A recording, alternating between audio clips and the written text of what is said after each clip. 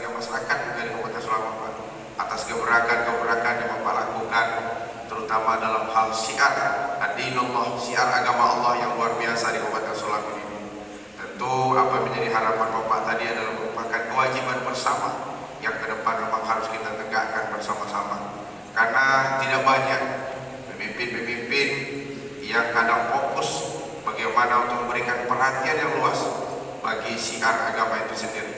Dan ke depan harapan kita semua tentunya semoga program atau kegiatan yang selama ini dilaksanakan dapat berjalan dengan baik, seperti apa yang hari ini sudah dibangun, yang sudah dibiasakan, yang sudah selama ini menjadi rutinitas pemerintah daerah Kabupaten Selangor, sehingga siapapun nanti barangkali yang menjabat Bupati Selangor depan Pak, mudah-mudahan program ini bisa dilaksanakan. Itu harapan kita semua.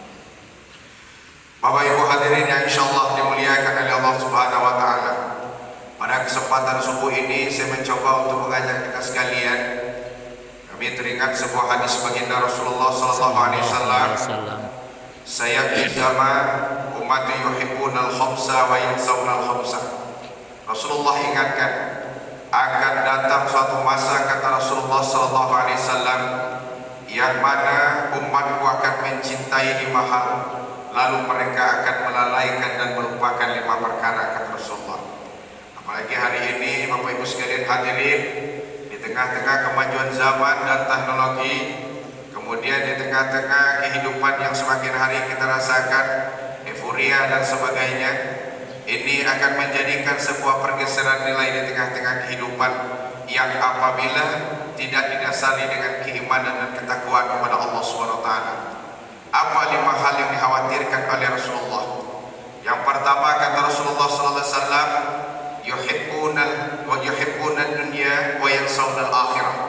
Umatku, kata Rasulullah, mereka akan berlomba-lomba mencintai dunia, tapi mereka melupakan ada akhirat yang menunggu mereka. Padahal di dalam surah Al-Mulk Allah ingatkan, Bismillahirrahmanirrahim, Bismillahirrahmanirrahim, alladzi khalaqal mauta wal hayata liyabluwakum ayyukum ahsanu amala. Ya, kehidupan dunia yang kita jalani hari ini, kemudian kehidupan yang kita lakoni dunia hari ini, akan ada akhirnya nanti, yakni akhirat yang akan menanti kita.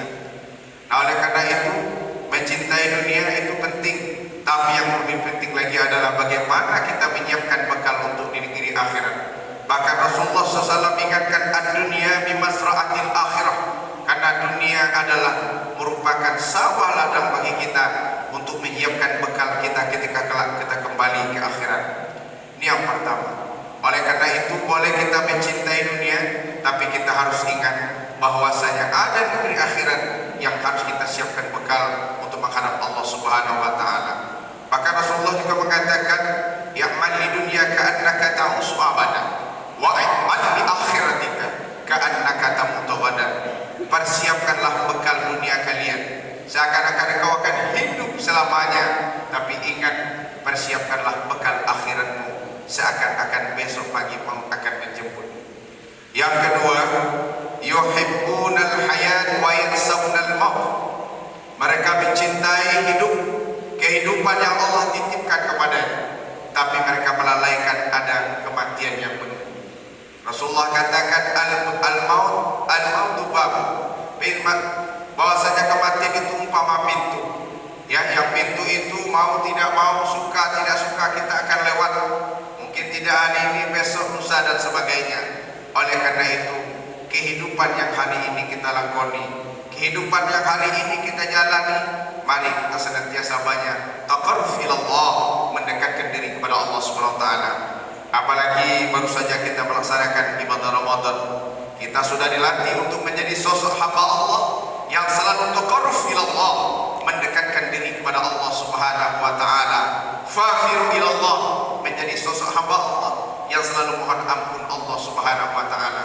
Karena tidak ada di antara kita manusia ini yang sempurna, mesti ada kekurangan kita, kehilapan kita, dosa kita di hadapan Allah.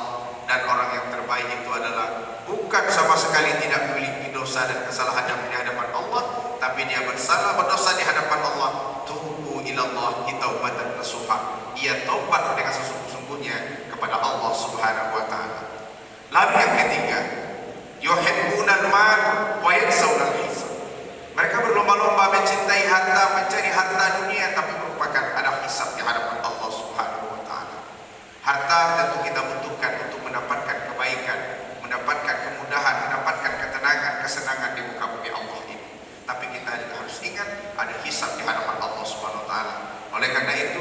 Mari kita jadikan harta yang kita miliki sarana untuk mendekatkan diri kepada Allah Subhanahu wa taala.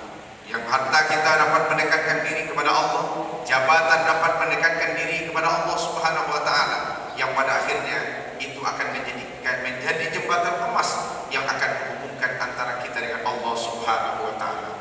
Alhamdulillah, selama ini kita melihat secara langsung Pak Bupati, Pak Wakil Bupati, Pak Sekda dengan decision maker yang dimiliki, dengan poles yang beliau lakukan, bagaimana mengemas jabatan yang dimiliki untuk bagaimana mengakomodir, memanage, bagaimana mengajak kita sekalian untuk bersama-sama yang mendekatkan diri kepada Allah Subhanahu wa taala. Semoga terhadap kebijakan-kebijakan